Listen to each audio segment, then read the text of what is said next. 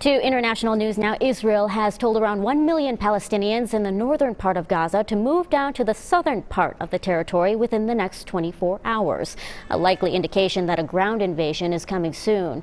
Israel has vowed to destroy Hamas, the terror group that rules Gaza, in retaliation for the shockingly brutal attacks it carried out last weekend in Israel.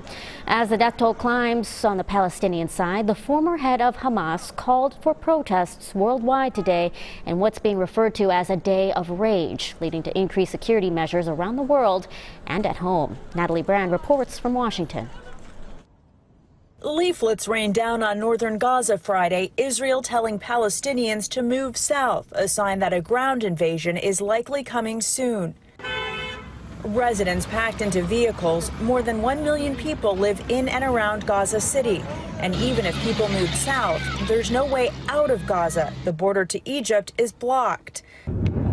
As Israel's aerial bombardment of Hamas targets in Gaza continues, hospitals are overwhelmed. You have to choose between the patients, which one will survive more. In Israel, bodies from last weekend's terror attack still await identification. Hundreds of bodies, of babies, children.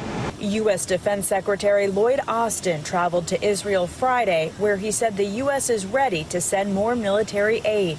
America's support for Israel is ironclad.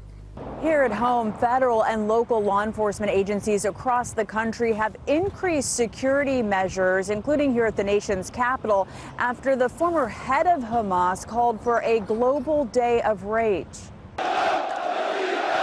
Thousands of Jordanians march in the streets, one of many protests worldwide in support of Palestinians. In the U.S., Jewish communities are taking extra precautions. We have told the parents that if you wish you can't keep your children home, that's okay. Many mosques are also adding extra security. Both sides concerned the fighting overseas will lead to violence at home. Natalie Brand, CBS News, Washington.